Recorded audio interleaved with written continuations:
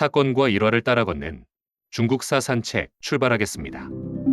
최초로 중국을 통일한 진시황제는 13살에 즉위하면서부터 자신의 능묘를 만들기 시작하여 50세에 이르러서야 겨우 완성하였습니다. 36년의 오랜 세월에 걸친 이 대공사는 오늘날의 서안시 임동현 동쪽으로 오내지 6km 되는 지역에서 이루어졌는데 여산능이라고도 하고 시황제능이라고도 부릅니다. 1974년 봄 여산능에서 동북쪽으로 약 1.5km 되는 서양촌이란 마을에서 우물 파는 공사를 하던 농부가 고대의 도용 파편을 다량으로 발견하였습니다.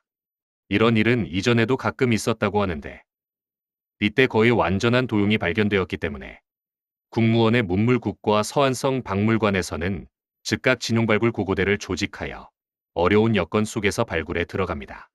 그리하여 이들의 피땀 어린 각고의 발굴 작업 결과 2000여 년간 땅속에 묻혀있던 병사의 도용 그리고 전차와 이를 끄는 마용 등 약 6천여 점에 달하는 도용이 발견되어 중국은 물론 전 세계를 놀라게 했습니다. 시황제능을 지키는 근위부대의 도용갱인 1호갱은 1974년에 발굴되었는데 14,260제곱미터의 넓이로서 진용, 즉 진나라무사의 모습을 한 병용 약 6,000구와 전차 40대가 발굴되었습니다. 그리고 2호갱에서는 기병과 근위대의 병용, 즉 병사들의 모습을 한 도용 약 1,300구가 발굴되었습니다. 가장 작은 3호갱은 1976년에 발굴되었는데 520제곱미터의 넓이로서 지휘관의 것으로 보이는 채색된 전차 한 양과 갑옷 입은 병용 64구, 마용 4구, 진용 78구가 출토되었습니다. 4호갱은 병마용이 없이 비어있는 갱도로서 당시에는 미완성 상태였던 것으로 추정되었습니다. 병마용은 살아있는 듯한 모습의 등신대로 제작되었으며 얼굴 부위에는 채색의 흔적이 있었습니다. 장인들이 8종류의 틀을 사용하여 머리, 몸통, 팔, 다리 및 다른 부위를 각각 제작한 후 결합하였으며 다리 부분은 대부분 동일한 형태로서 같은 틀을 사용하여 대량 생산한 것으로 추정됩니다. 조립을 위해서는 각각의 부분을 맞춘 뒤 다음 과정으로 넘겨주는 조립 라인이 있었을 것으로 추정되는데 최근 역사학자들의 연구 결과 당시의 기와와 같은 생활용품의 제작에서도 이러한 조립 라인이 존재하였음이 확인되었다고 합니다. 병마용이 발굴된 후 세계 각국의 많은 저명인사와 지도자들이 서안으로 달려와 병마용을 참관하였습니다. 이들이 병마용에 대해 터뜨리는 찬사 중에서는 세계 제8의 대기적이라는 표현이 가장 주목을 끌었지요. 이 표현은 1978년 9월 프랑스 총리 시라크가 병마용을 참관한 뒤 고대 세계에는 7대 기적이 있었는데 병마용의 발견은 그야말로 제8의 대기적이라고 할 수 있다. 피라미드를 보지 않고 이집트를 가보았다고 말할 수 없는 것처럼 병마용을 보지 않고서는 진정 중국을 다녀왔다고 말할 수 없을 것이다. 라고 말한 찬사의 말에서 처음 나온 것이었습니다. 이른바 고대 세계의 7대 기적이라는 것은 기원전 2세기에 그리스의 시인 앙티파티가 열거한 당시 세계의 유명한 건축과 조각 작품을 말하는 것으로서 이집트 기자의 피라미드, 그리스 올림피아의 제우스 신상, 메소포타미아 바빌론의 공중정원, 터키 에페소스의 아르테미스 신전, 로도스 섬의 태양신거상, 알렉산드리아 파로스 섬의 등대, 마오솔로스의 영묘를 가리킵니다. 그러나 그 크기와 고대의 인류 문화와 기술의 집대성이라는 측면에서 나머지 7개의 기적은 병마용의 그 가치를 감히 견줄 수 없을 것입니다.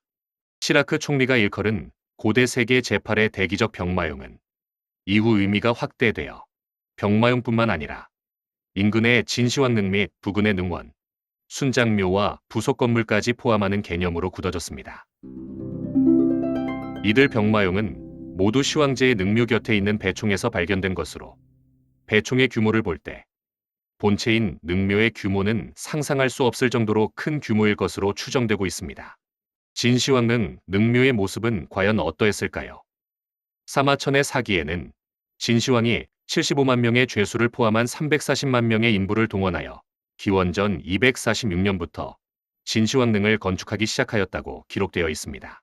지상의 황궁을 그대로 옮긴 것과 같은 규모로서 묘실은 지하 깊숙한 곳에 있어 3계층에 걸친 물줄기를 제거했다고 하지요.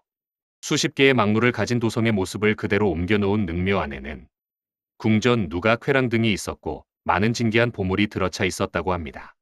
또 시황제의 절대적 권위를 상징하기 위하여 능묘 안의 dom식 천장에는 진주로 아로 새긴 일월성신이 반짝이고 지면에는 수은이 흐르는 하천과 호수가 만들어져 천문지리 현세의 천하가 펼쳐져 있다고 했습니다. 그리고 실내에는 문무백관의 자리가 차례대로 마련되어 있었고 고래기름을 쓰는 조명이 점등되어 있었습니다. 묘실에는 활을 장치에 도굴자가 침입하면 즉시 화살이 발사되는 구조로 되어 있다고 합니다. 관은 구리로 주조했다고 하지요. 이처럼 진시황릉은 지상궁전을 재현한다는 개념으로 지어졌으며 완공이 된 후에는 도굴을 막기 위해 동원되었던 기술자들과 일꾼들을 모두 죽였다고 합니다.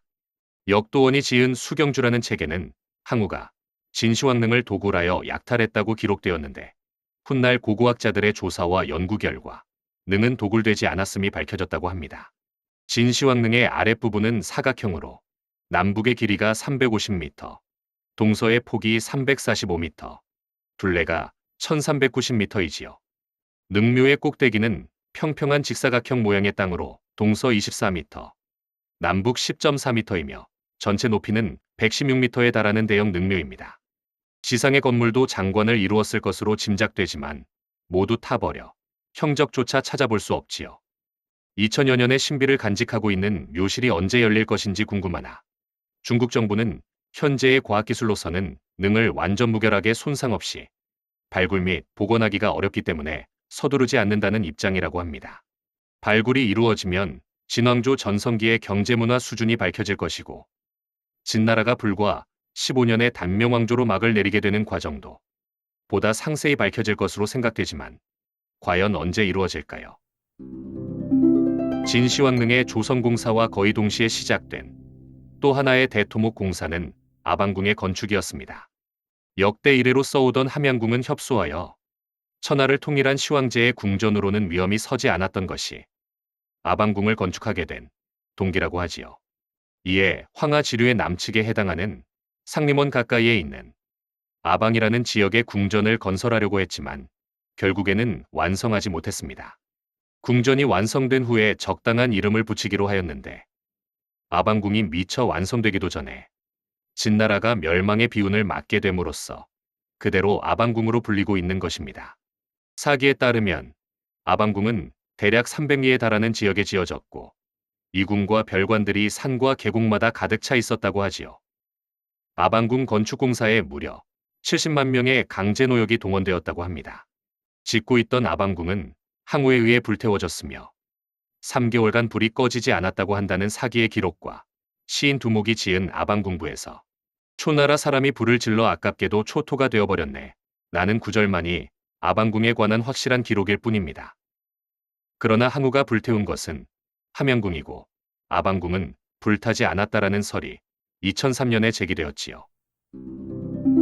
당시 진나라의 인구는 약 2천만 명 안팎이었는데 궁성과 능묘 건축에 징발된 인원이 150만 명, 오령을 지키는 자가 50만 명, 흉노를 방어하기 위해 만리장성을 쌓는 일에 30만 명, 영남 개발에 50만 명, 전국의 도로공사 및 공공건물공사 등 그 밖의 자벽을 합친다면 무려 300만 명을 훨씬 넘는 인원이 노역에 동원되었다고 하지요.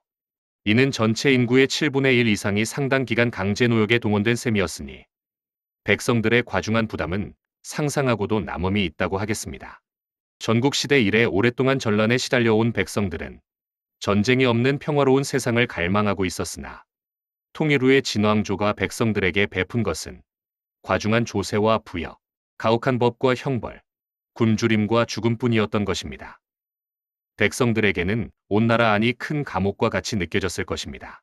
진시황 정권과 농민계급 간의 이 같은 모순은 점차 격화하여 시황제가 죽은 다음 해인 기원전 209년 가을부터 농민반란이 일어나기 시작하여 영원한 영화를 꿈꾸던 진왕조는 삽시간에 붕괴 전야의 큰 혼란 속으로 빠져들게 되는 것이지요. 이상으로 세계 제8의 대기적으로 불린 진시황의 병마용과 이에 얽힌 진시황릉 그리고 아방궁에 얽힌 이야기를 따라 걸었습니다. 마치겠습니다.